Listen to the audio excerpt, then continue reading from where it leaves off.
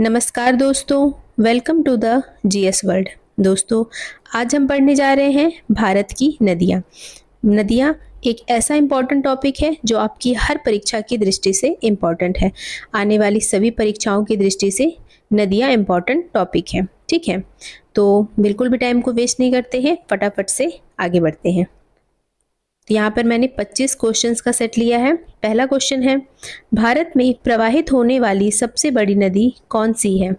तो बताइए दोस्तों, इस क्वेश्चन का सही उत्तर क्या होगा? तो भारत में प्रवाहित होने वाली सबसे बड़ी नदी है Ganga. Option number D is correct.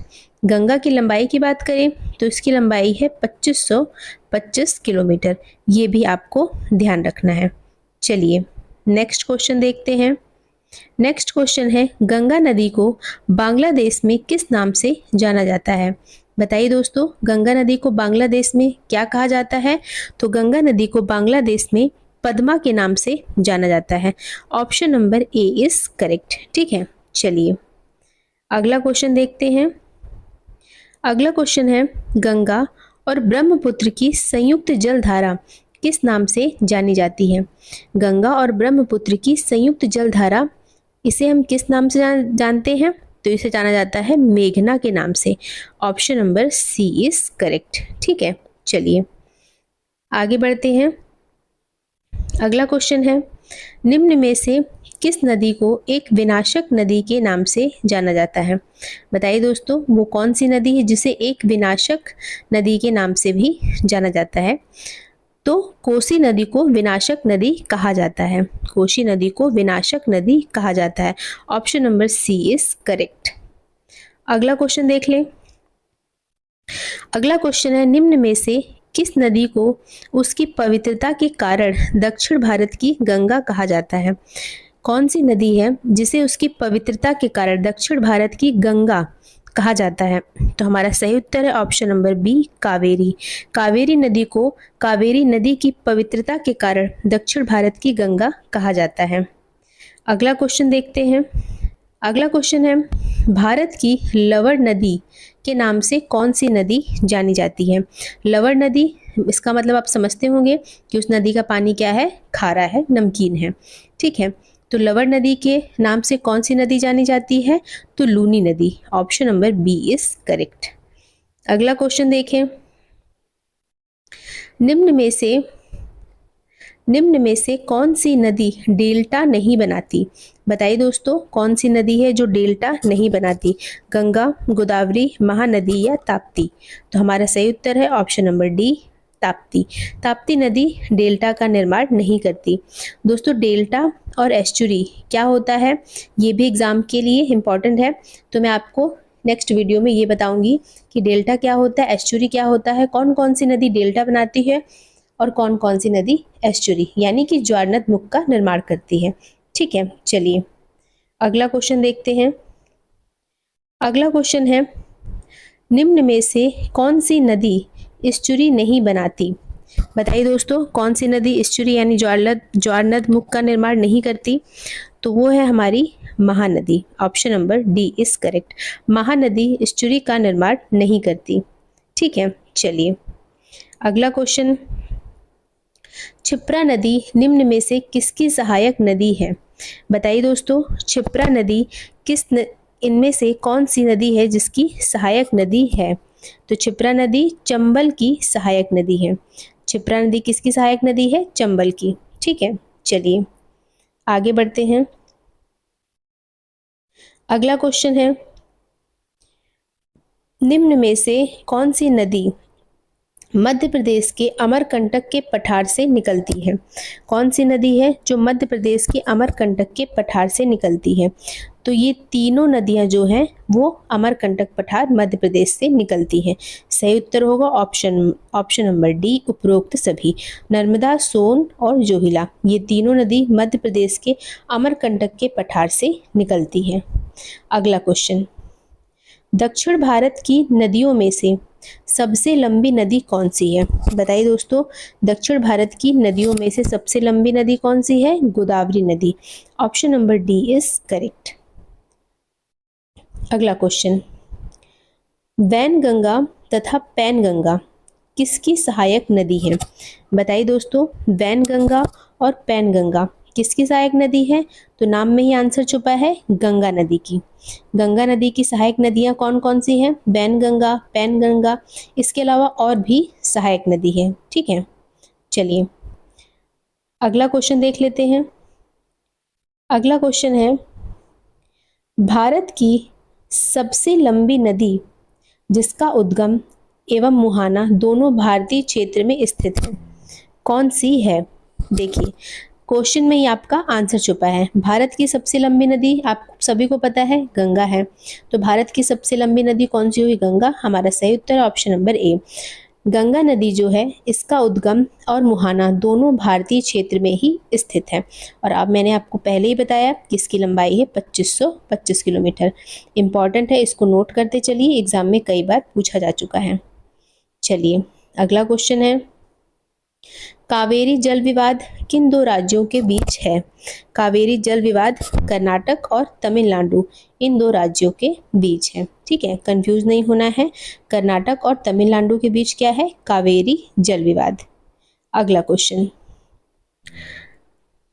Question है, विश्व का बृहत्तम डेल्टा निर्मित होता है किन किन नदियों के द्वारा दोस्तों? तो ऑप्शन नंबर ए, गंगा और ब्रह्मपुत्र, इन दो नदियों के द्वारा पूरी दुनिया का सबसे बड़ा मतलब बृहत्तम डेल्टा निर्मित होता है। डेल्टा क्या होता है? देखिए मान के चलिए ये नदी है, ये अपने प्रवाह से ऐसे बहते हुए आ रही है। धरती हर जगह सेम तो होती नहीं, कहीं ऊंची कहीं नीची, तो ऊंची नीची होने की वजह से ये नदी सीधे ना बहकर इस प्रकार कई हिस्सों में टूट जाती है और फिर उसके बाद किसी बड़े सागर के पास एक मुहाना बनाते हुए अपना जल गिराती है।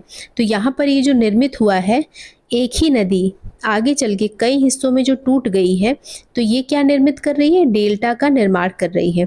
तो विश्व का सबसे बड़ा डेल्टा निर्मित होता है गंगा और ब्रह्मपुत्र के द्वारा। ठीक है, चलिए अगला क्वेश्चन देखते हैं। अगला क्वेश्चन है, भारत और नेपाल के बीच कौन सी नदी सीमा बनाती है? तो भारत और नेपाल के बीच काली नदी जो है सीमा बनाती है। ठीक है, भारत और नेपाल के बीच में कौन सी नदी सीमा बनाती है? काली नदी। इंपॉर्टेंट क्वेश्चन है, इसको स्टार मार्क कर लीजिए, कई बार एग्जाम में पूछा जा चुका है। अगला क्वेश्चन, सिंधु जल समझौता कब हुआ? बताइए दोस्तों। तो सिंधु जल समझौता 1960 में हुआ। इस क्वेश्चन को भी स्टार मार्क कर लीजिए। चलिए अगला क्वेश्चन देख लेते हैं। अगला क्वेश्चन है, विश्व का सबसे बड़ा नदी द्वीप माजुली नदी द्वीप, नाम सुना होगा आपने इसका, किस नदी पर बनता है?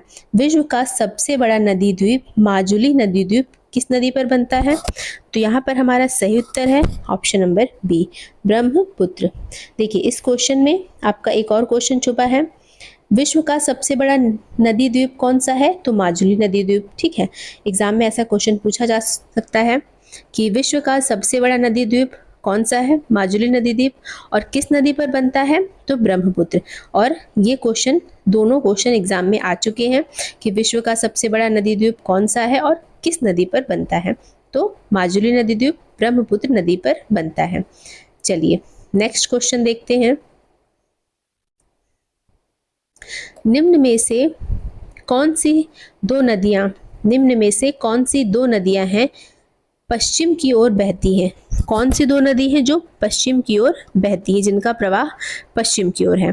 तो हमारा सही उत्तर है ऑप्शन नंबर ए, नर्मदा और ताप्ती। नर्मदा और ताप्ती ऐसी दो नदियां हैं जो पश्चिम की ओर बहती हैं। अगला क्वेश्चन देख लेते हैं। अगला क्वेश्चन है, भारत का सबसे लंबा बांध हीराकुंड बांध किस नदी पर स्थित है? वेरी वेरी इंपॉर्टेंट, एग्जाम में कई बार पूछा जा चुका है। भारत का सबसे लंबा बांध कौन सा है? हीराकुंड बांध। और ये किस नदी पर स्थित है? तो ये महानदी पर स्थित है। ध्यान दीजिएगा दोस्तों, हीराकुंड बांध महानदी, हीराकुंड बांध महानदी। ठीक है, यहाँ पे दो क्वेश्चन बने, भारत का सबसे लंबा बांध कौन सा है? हीराकुंड। और किस नदी पर स्थित है? तो महानदी पर। ठीक है, तो ये दोनों क्वेश्चन आपको ध्यान रखने हैं। अगला क्वेश्चन देख लेते हैं। भारत का प्रसिद्ध बांध भागड़ा नागल बांध किस नदी पर स्थित है? तो बताइए दोस्तों, भारत का जो प्रसिद्ध बांध है भागड़ा नागल बांध किस नदी पर स्थित है? समलज नदी पर। Option number D is correct. इस क्वेश्चन को भी स्टार मार्क कर लेंगे। चलिए अगला क्वेश्चन है, मंदाकिनी और अलकनंदा के संगम स्थल को किस नाम से जाना जाता है? तो मंदाकिनी और अलकनंदा इन दोनों के संगम स्थल को हम ऑप्शन नंबर ए रुद्रप्रयाग के नाम से जानते हैं। ठीक है, मंदाकिनी और अलकनंदा के संगम स्थल को रुद्रप्रयाग के नाम से जाना जाता है।